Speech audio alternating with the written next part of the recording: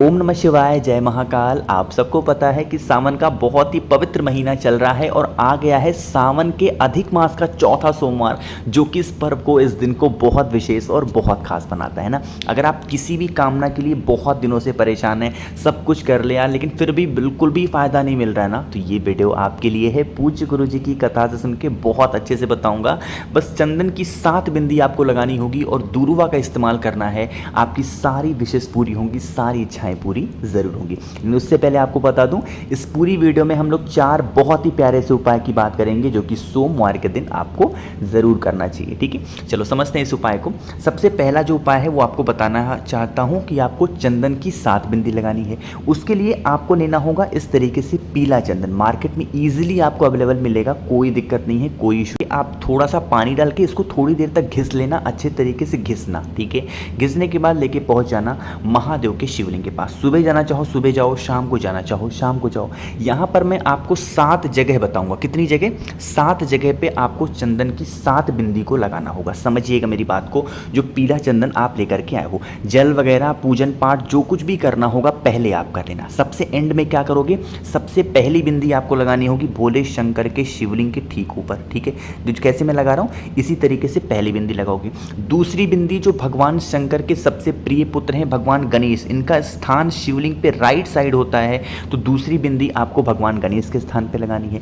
तीसरी बिंदी आपको लगानी होगी भगवान कार्तिकेय के स्थान पे, जो कि शिवलिंग का जो लेफ्ट भाग होता है वह है भगवान कार्तिकेय का स्थान। जो चौथी बिंदी आप लगाओगे भोले शंकर की जो सबसे प्रिय पुत्री हैं, सबसे छोटी पुत्री हैं, जिनका नाम है माता अशोक सुंदरी, उनकी जगह पे आपको लगानी होगी चंदन की चौथी बिंदी। ठीक है, जो 5वीं बिंदी आप लगाओगे ना, वो आपको लगाना होगा ये जो माता का हस्त कमल है, जहां पर शिवलिंग विराजमान होते हैं, 5वीं बिंदी यहां पे लगाओगे। ठीक है, जो 6वीं बिंदी लगाते हैं जब हम जल समर्पित करते हैं, ऐसे समझाता हूं आपको, वेट थोड़ा कलर चेंज करके। जब हम जल समर्पित करते हैं तो जल बहता हुआ जलाधारी से नीचे गिरता है। अरे गिरता है कि नहीं गिरता है? तो बिल्कुल यहाँ पे एंड पॉइंट पे जहाँ से जल गिरने ही वाला होता है, उस जगह पे आपको क्या करना होता है, चंदन की कौन सी बिंदी लगाओगे?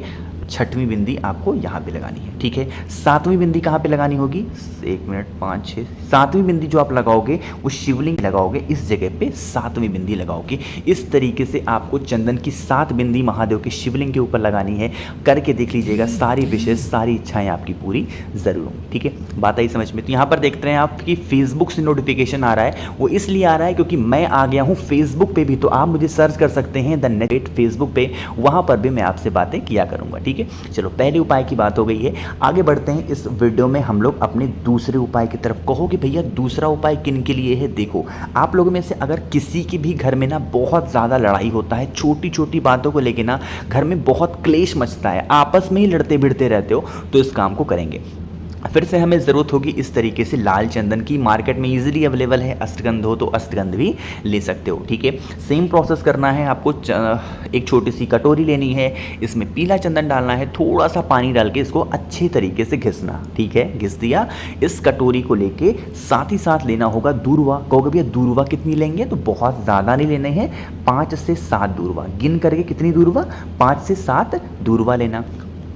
और उसके बाद एक छोटा सा इस तरीके से लेना होगा तांबे का लोटा। तांबे के लोटे में जल कहाँ से भरोगे? हमेशा बताता हूँ, अपने घर से जल को भरना। जल को भरने के बाद क्या करेंगे, लेके पहुँच जाओगे महादेव के शिवलिंग के पास। सुबह जाना चाहो सुबह जाओ, शाम को जाना चाहो शाम को भी जा सकते हैं ना। देखो, हम सबको पता है कि माता अशोक सुंदरी का जो स्थान है शिवलिंग पे वो यही है। ठीक है, जहाँ पर मैं रेड कलर से पेंट कर रहा हूँ, यही तो होता है। तो आपके पास में जो पीला चंदन है ना, उसको आपको माता अशोक सुंदरी के स्थान पे आपको अच्छे तरीके से लगाना होगा, श्री शिवाय नमस्तुभ्यम का ध्यान करते हुए। ठीक है, लगा दिया। अब आपके पास में क्या है, आपके पास में 5 या फिर 7 क्या है, दूर्वा है। उस दूर्वा को आपको इसी चंदन के जहाँ पर पीला चंदन लगाया ना, उसी पीले चंदन के ठीक ऊपर रखना।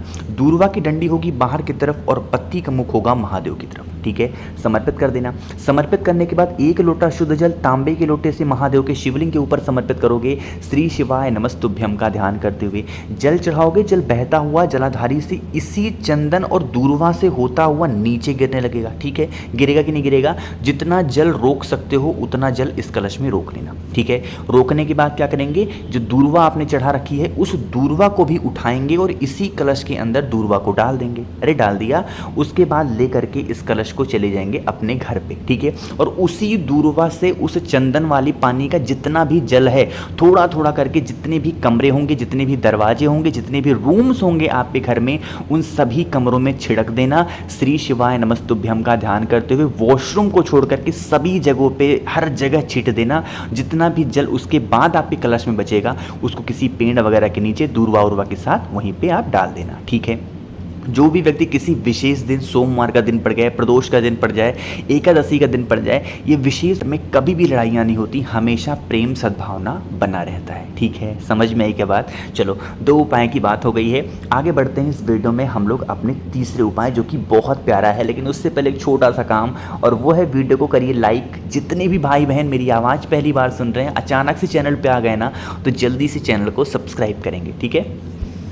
अब ये जो तीसरा उपाय है ना, ये ही आपको कोई भी ऐसे विश है उसको पूरा करने के लिए बहुत परफेक्ट है। ये वही उपाय है जिस उपाय में हम महादेव के शिवलिंग के ऊपर जल को नहीं चढ़ाते। बहुत ही सुंदर सा उपाय है, समझिएगा। स्क्रीन पर आपको दिख रहा होगा तांबे का लोटा। तांबे के लोटे में कहाँ से जल भरोगे? अपने घर से भर दिया जल, लेके पहुँच गए महादेव के शिवलिंग के पास। सुबह जाना चाहो सुबह जाओ, शाम को जाना चाहो शाम को जाओ, कोई दिक्कत नहीं है, कोई इशू नहीं है, ठीक है। पहुँचे, फेस रखना उत्तर दिशा यानी कि नॉर्थ डायरेक्शन। पहुँच गए। अब देखो, हम सबको पता है ना कि महादेव का पूरा परिवार शिवलिंग पे विराजमान है। जो बताने जा रहा हूँ मेरी बात बहुत ध्यान से सुनिएगा। जो आपके पास में एक तांबे का लोटा है जिसमें आपने जल भर लिया है अपने घर से, उसमें से थोड़ा सा जल सबसे पहले चढ़ाओगे भगवान गणेश के स्थान पे। थोड़ा सा जल, पहला जल हल्का सा चढ़ा देना।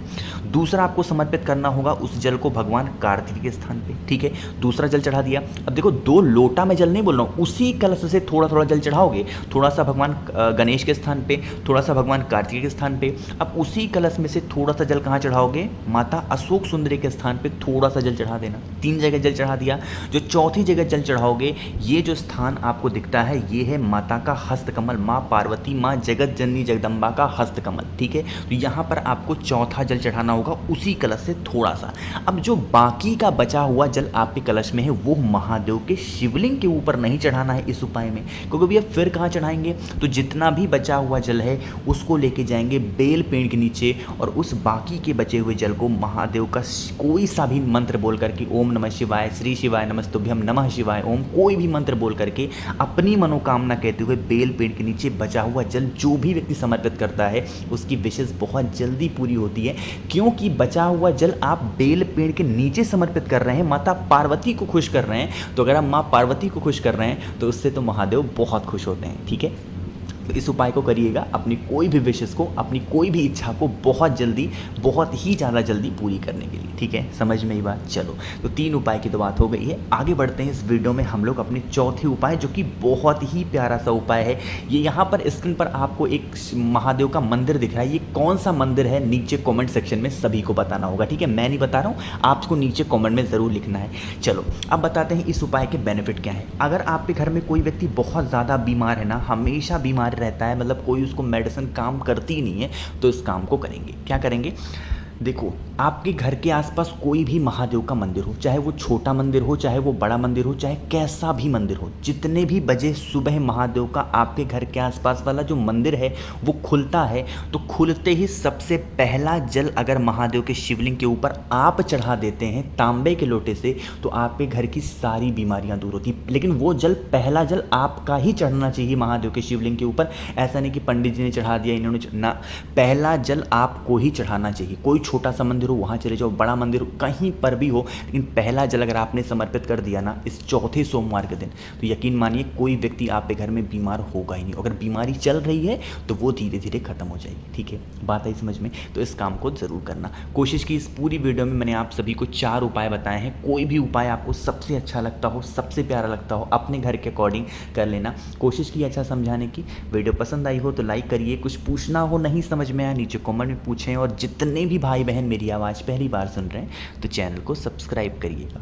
ओम नमः शिवाय, जय महाकाल।